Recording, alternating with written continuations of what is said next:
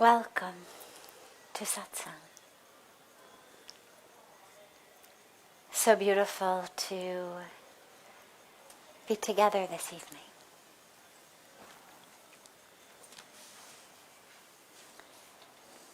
We begin with a question that's come in advance from our family around the world, and then open it to any questions that anyone here might have.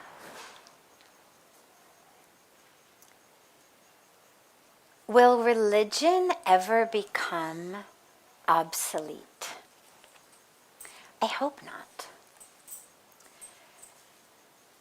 The only way I could see religion becoming obsolete is if humans became extinct, which certainly may happen given how we are treating Mother Earth.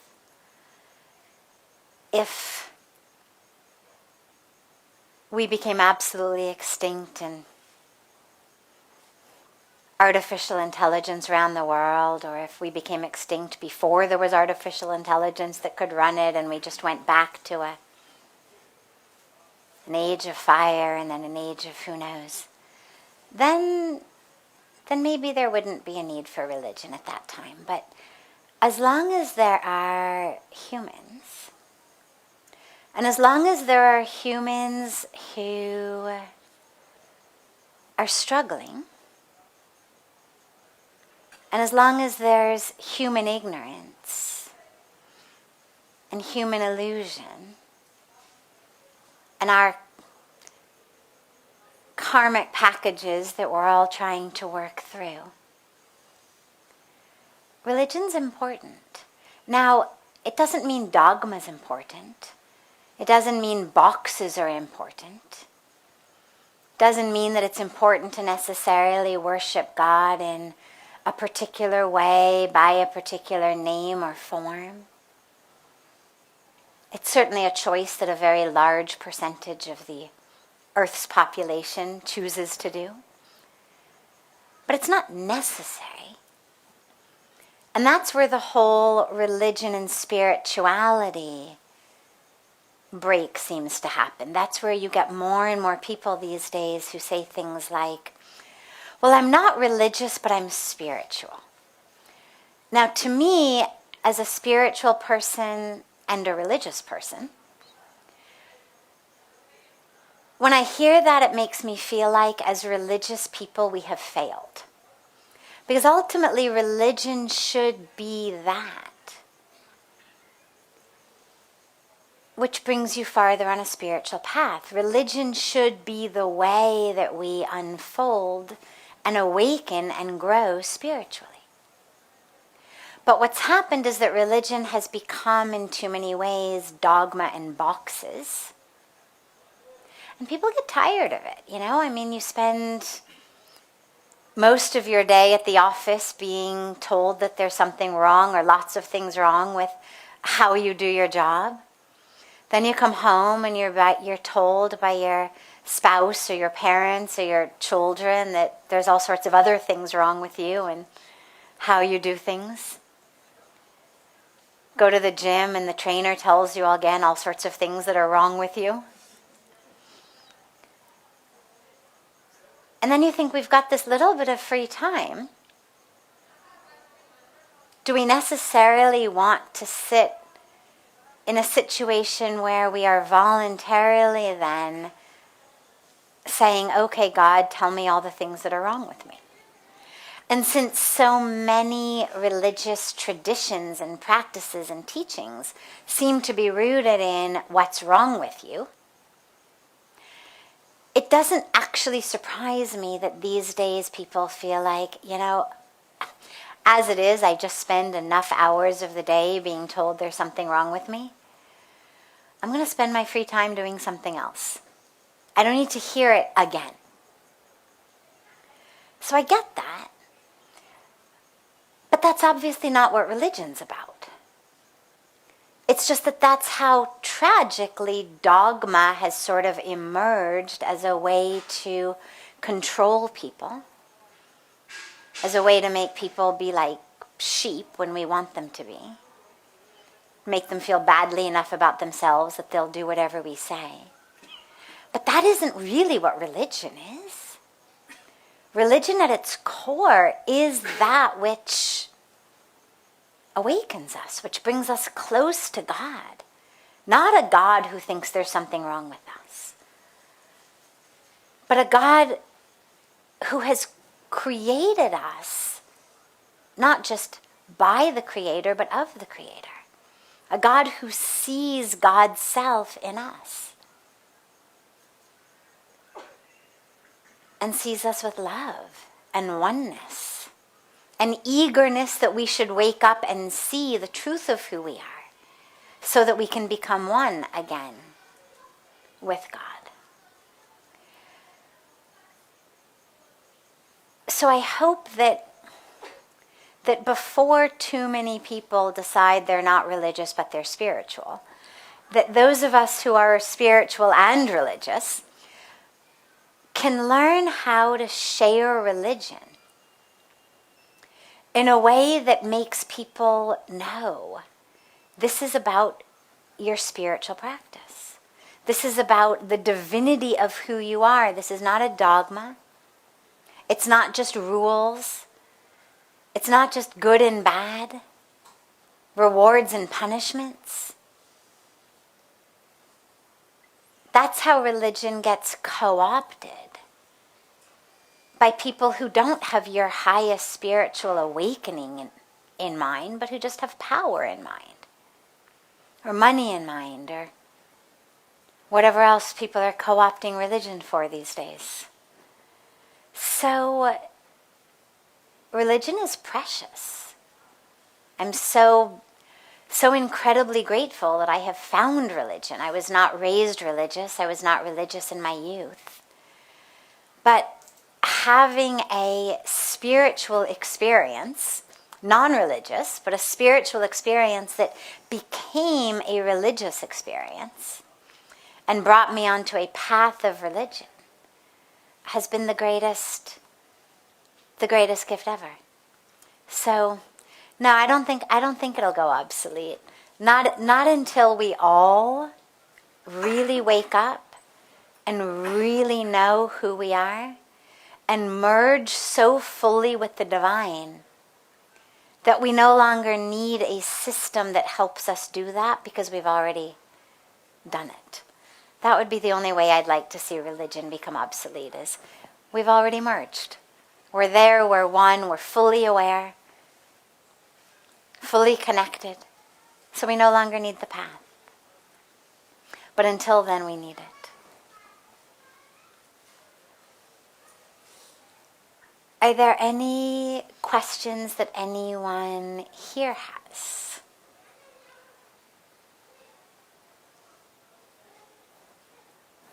Yes. Thank you so very much, Sadhviji, for this opportunity and to build on to this. Today's religion is actually viewed by youngsters as rituals. Yes. And how do we try to make the bridge in the people's understanding that religion is actually what you say is a gift, having experienced the spirituality?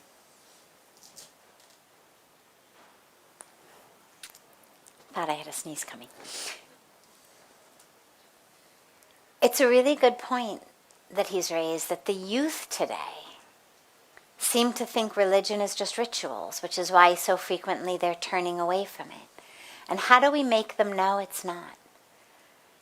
Well, we make them know that it's not by how we live. Too frequently, we live based only on the ritual. Ritual for ritual's sake. Karna to heye. But what's the deep meaning behind that in our lives? Sometimes we tend to forget that. One of my favorite stories about this is many years ago. Pujya Swamiji and I were in South Africa in a city that was about, if I recall, about 400 kilometers from Johannesburg. Some beautiful devotees, very, very devoted, wonderful family. And we spent a night there, And then we were coming back to the Johannesburg airport the next day. And the evening before, we had planned what time we'd have to leave in the morning, how long it would take us on the road, what time we had to get to the airport. And Sube, at the time we had decided we were going to leave, the husband and wife are sitting in their mandir doing puja. They had been doing puja already for quite some time. They're still doing puja. So I was about to go in and remind them, and Puja Swamiji gives me a signal, like, just wait a few minutes, it's okay, they're finishing their puja. And then 15 minutes goes, 20 minutes goes. Now, I was raised on a personal level in a family where if you weren't 15 minutes early, you were late. As in, if my dad told my mom he would be home at 7, by 6:45, she was already looking out the window going, where is he? So 15, 20 minutes late, that also for an international flight we had to catch. So finally Puja Swamiji says, okay, say something, Kyunki, we're going to actually miss our flight if we don't leave. So I go in and I just very quietly and humbly say, chalna hai, nikalna hai, time to leave.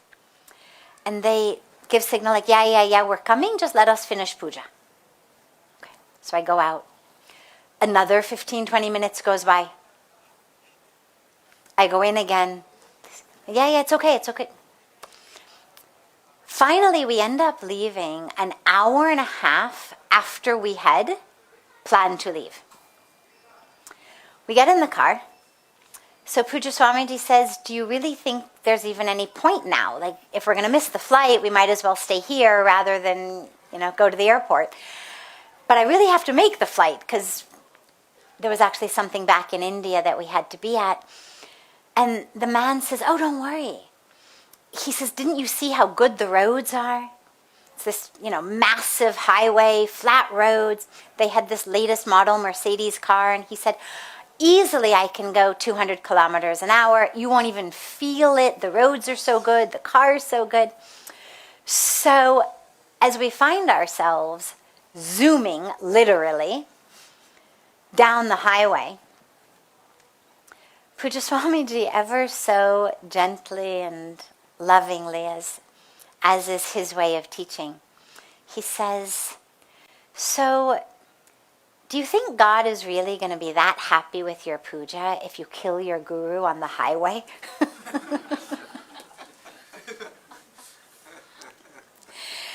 And I love that because they were incredible devotees. It wasn't that they were trying to, make us late or that they didn't care. I mean, they were full of love, full of devotion. But sometimes we lose sight of actually how are we putting that devotion into practice.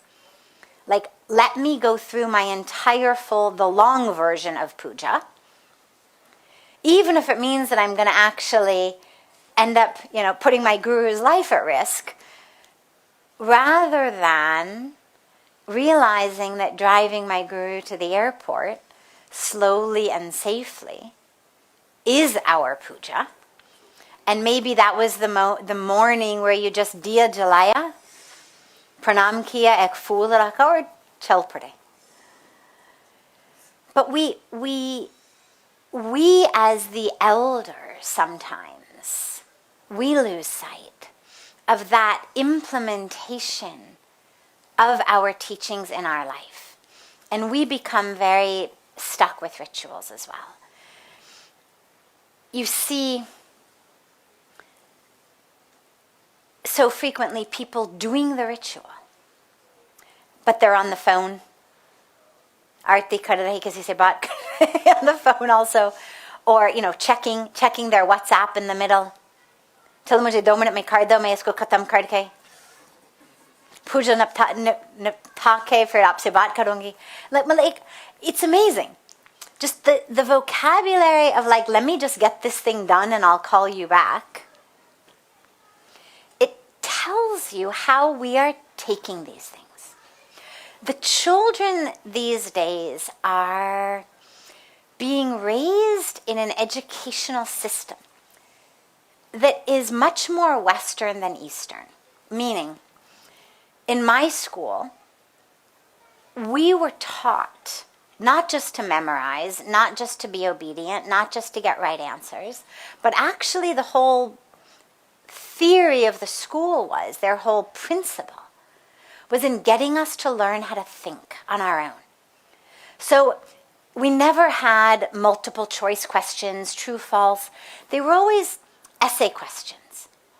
And even if you got the answer wrong, if you gave a very good explanation for what you thought was the answer, you wouldn't get 100%, but you'd get, 80, 85% credit because your way of thinking was good. If you never raised your hand and asked a question in class, you'd lose points. The teacher would say, any questions? No one would raise their hand. She would then call on, she'd say, okay, so now you tell me what I've just said. And if you couldn't, she'd say, then why didn't you ask? So we were encouraged to ask, to debate. And I mention this because it's slightly different from the typical Indian system of education, an Indian system of culture where children are meant to and taught to just be obedient. Sit down, shut up, speak when you're spoken to. Don't ask questions, don't talk back. And it works as well as obedience in a culture, respect for the elders. But the dilemma becomes when the children then end up in Western education systems. We come from the Indian system. The kids come home from school and they're asking questions. Now, to a lot of people, that seems like it's rude. How dare they? क्या समझते आप अपने आप को? Who is this child? थप्पड़ मार दिया उसको. कैसे पूछा? मैंने कभी नहीं पूछा. You're doing something, the kid says, or you tell the child, jara tilak lagao. Maybe there's a murti in the home, maybe there's an image, a picture of your parents who have passed on. You tell them, tilak lagao. And the kid says, why? Thappar mara usko. Kaise pucha? Now, he or she was not trying to be rude, but they're being raised in a system that says ask questions. And I actually think it's beautiful because it gives us as the elders the challenge and the opportunity to actually learn the answers. In many cases, thappad isliye mara because we don't know the answer. It's a lot easier to teach the kid, just do what I say. Or they ask and you say the answer is because I told you so. Like, what kind of answer is that? Well, it's the answer of someone who doesn't have an answer, but wants obedience and doesn't want to admit that they don't have an answer. So it gives us an opportunity to learn the answer. Why do we put tilak on? Why do we do pranam? Why do we do parikrama? Why do we light a diya? Why do we do arti? Why do we offer the 5 elements in puja? Does God really want your flowers? Like, why do we offer them? What's the meaning of all this? And it's beautiful because the meanings are so powerful and so profound. But in many cases, we don't know them because we never asked.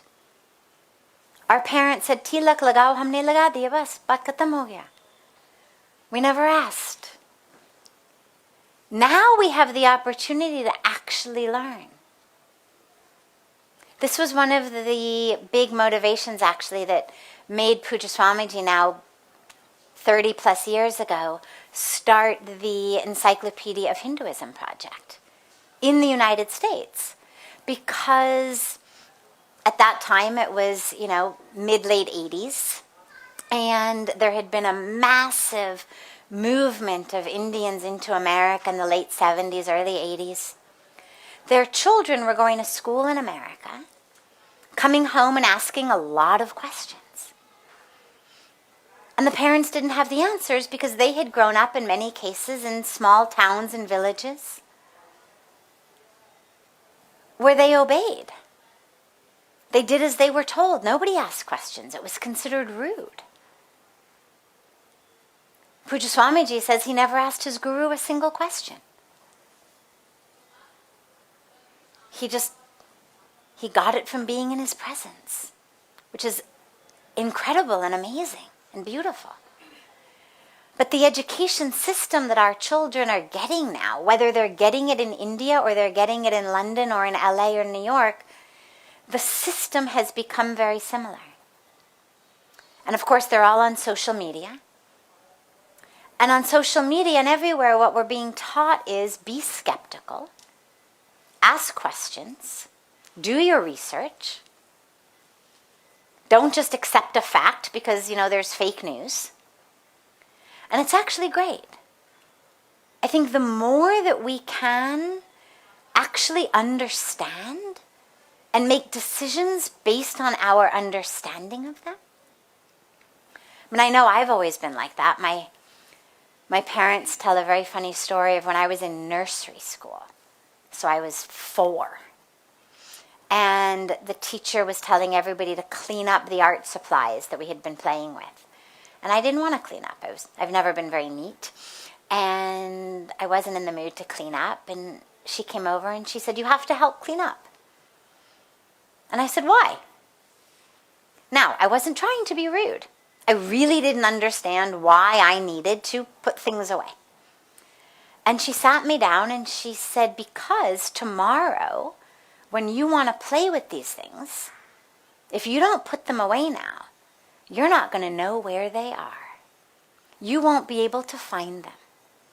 But if you put them away today, then tomorrow when you come in, you will know where to find them."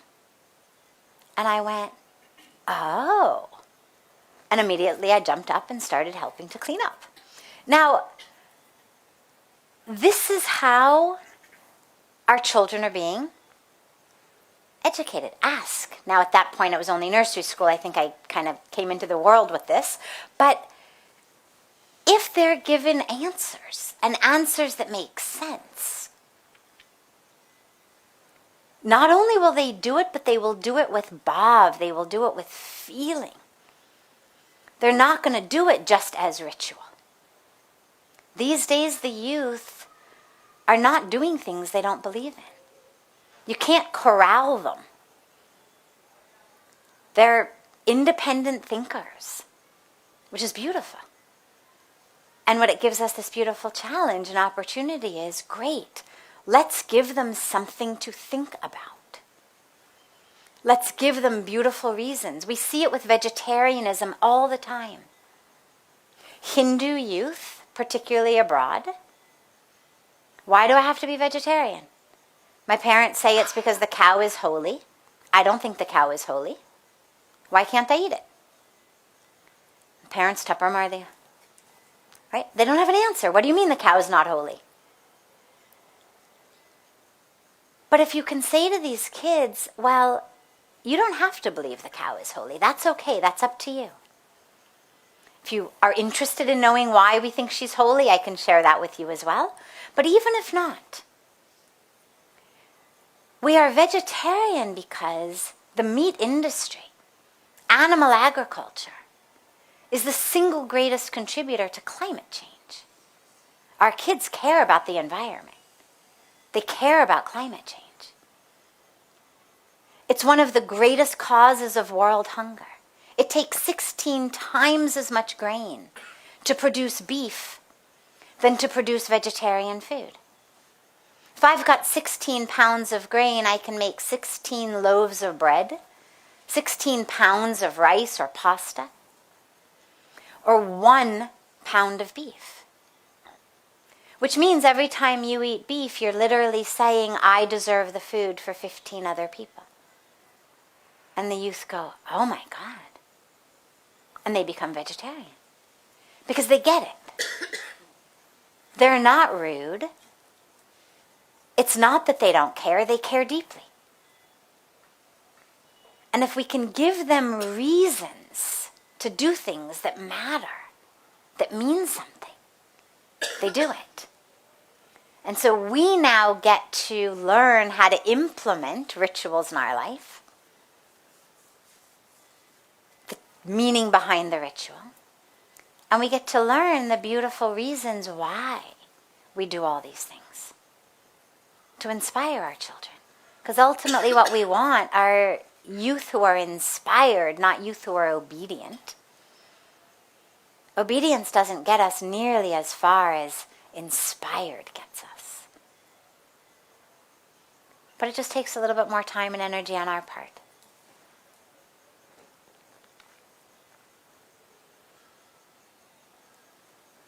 Does anyone else have any questions? Yeah. Stay. Whenever you talked about the path, until and unless we got to the point, we need a path.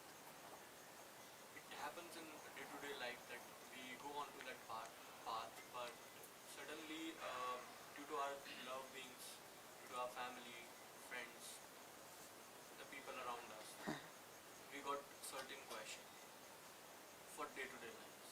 On the basis of that, it happens many times we lost that path.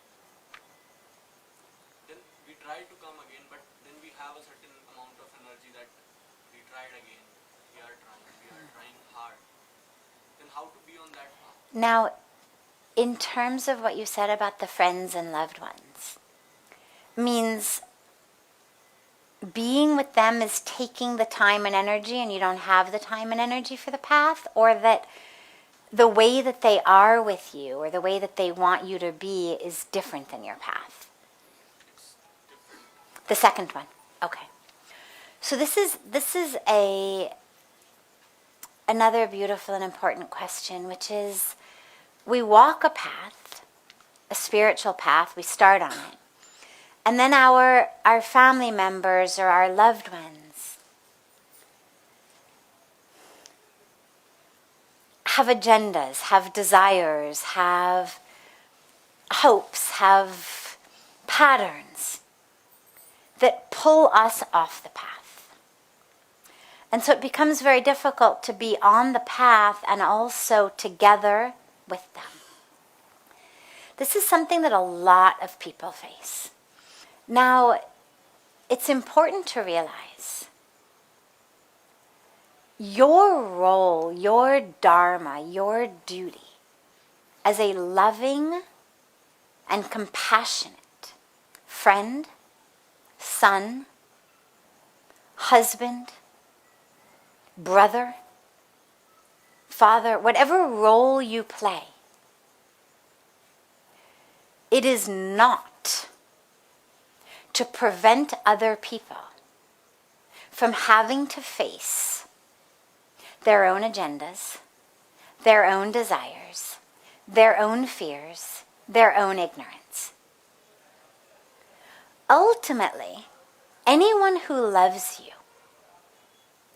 would encourage and support you being on a path that's going to take you to greater awareness, greater expansion, greater truth, greater bliss.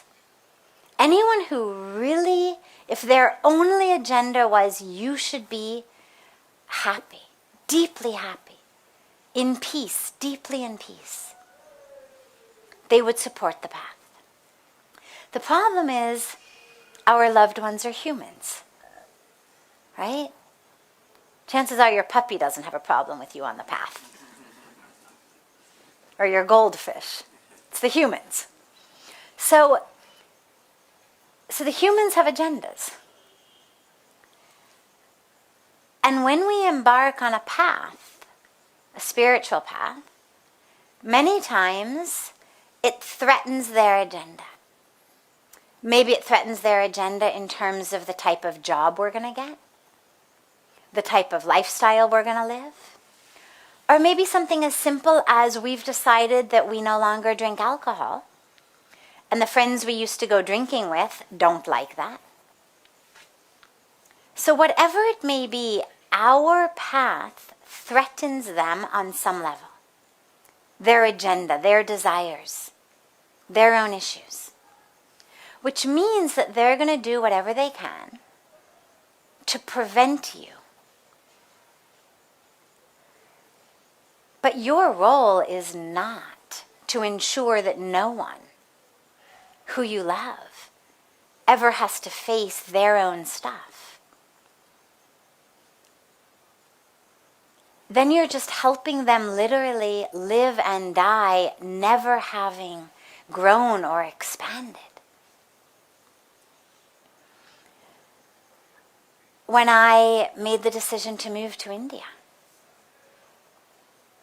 wasn't what my parents wanted, or it wasn't what my mom wanted. My dad was very supportive. He didn't have any agenda, but my mom had an agenda. I was going to live nearby and I was going to pop out a lot of babies. And in her mind, I would be happy doing that. It wasn't that she wanted me to be miserable, but in her mind, that was how things go. When it became very clear that that was not going to be my path, it was absolutely hard for her. But what happened over the years, and it actually happened very quickly, I mean within a period of just a few years, not only did she recognize and realize that I was on a path and there was nothing she could do, there was no bargaining, there was no threatening, there was no manipulation, there was nothing she was going to do to change it. But even more than that, what she realized was what a gift it was. And I remember her saying to me, I had been in India maybe only a year and a half, 2 years. I mean, it was brand new. She said to me, whatever you're doing, she said, you're doing something really right. Because just being near you, I feel so peaceful.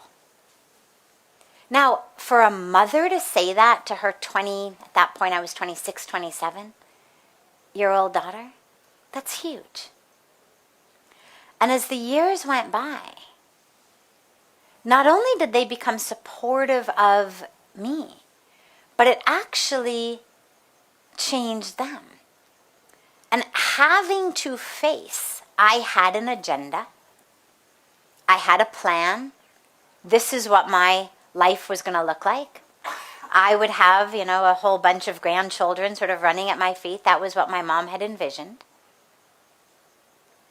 Having to look at that and realize, okay, so that wasn't the plan, brought her onto such a deep level that it actually transformed her.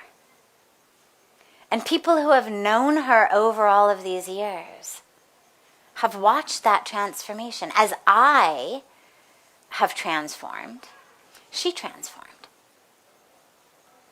And so you sacrificing your path because it makes someone else uncomfortable, not only is a disservice to you, but it's actually a disservice to them. It's saying you are so weak that you can't handle having to look at your own attachments, your own agenda, your own issues. And so you need me to sacrifice my whole life just so that you don't get uncomfortable ever? Well, that's actually kind of an insult to someone. I mean, we think we're doing it to be nice to them, but it's actually an insult. I remember my mom once saying to me in the beginning, I don't even remember the context, but I remember she said, I'm a lot stronger than you think I am. And it was so beautiful because I thought, yeah, of course you are. And silly me for ever really thinking that there was anything to do other than exactly what we've done.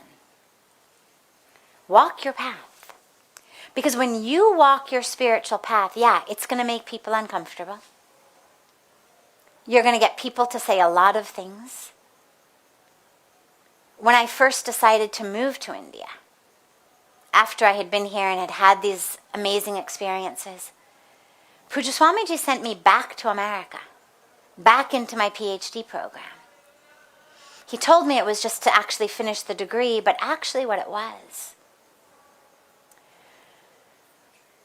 which he later explained, was he said, look, you need to go back and show people that just because you've had this experience doesn't mean that you are any less capable of getting straight A's in school. He said, because look, people always want to not live a spiritual path most of the time. Most people are looking for excuses not to live a spiritual path. It's a lot easier to live an eat, drink, and be merry type of life. Right? I mean, why get up and meditate if you could just hit the snooze button and sleep? Like, why bother? Right? So, people are looking for excuses not to become spiritual. And he said to me, look, if you don't go back, your whole life people will look for ways to write you off. They will say she had a nervous breakdown. They will say she was brainwashed, or she joined a cult, or she ran away. Something happened, she couldn't handle it. He said, and if you're going to be here as someone who chose the spiritual path over that life, you have to make sure that no one can write you off, because you will be then a model of the actual benefit of this life, that it's not just for someone who's run away or can't handle it or had a breakdown.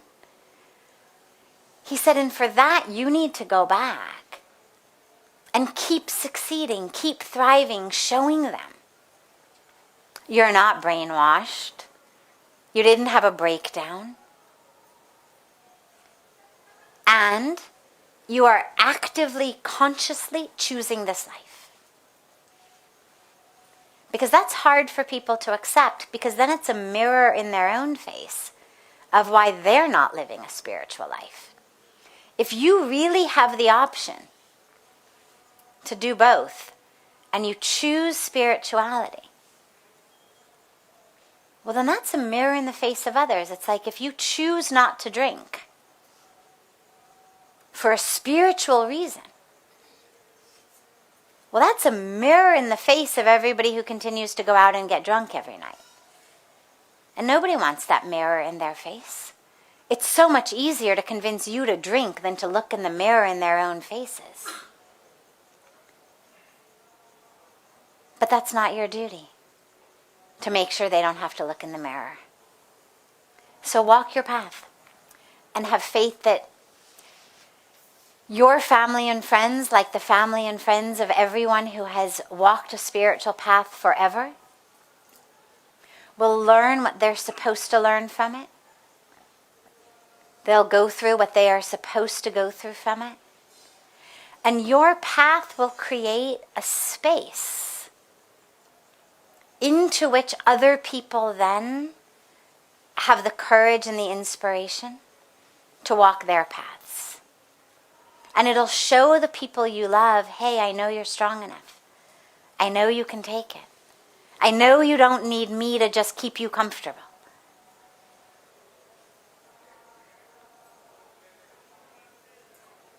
Okay, good. Yes, last. There are so many ways of meditations, and which one suits us? How will you find that? So there's so many ways of meditation. There isn't one equation to know which way suits you or which way is best. I always say there's no best way of meditation or better way even of meditation. There's definitely the wrong way of meditation, which is to oversleep. That doesn't count as meditation. But as long as you have gotten up and you are seated and your eyes are closed and you are doing some technique to create the experience of the truth of who you are, whether you are being aware of your breath, whether you're chanting a mantra, whether you are asking the question, who am I? Whether you are doing neti neti, not this, not that. Whether you are reciting one word. Whether you are open eyes, watching an image of the divine, watching Mother Ganga flow. As long as you are there with that intention and engaged in the practice, it's right. It's wrong if you're making shopping lists.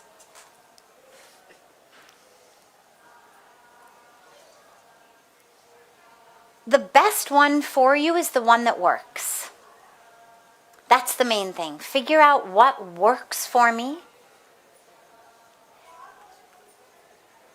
and then keep doing it. Different things are going to work for different people. Find the one that works and keep doing it. That is your way then.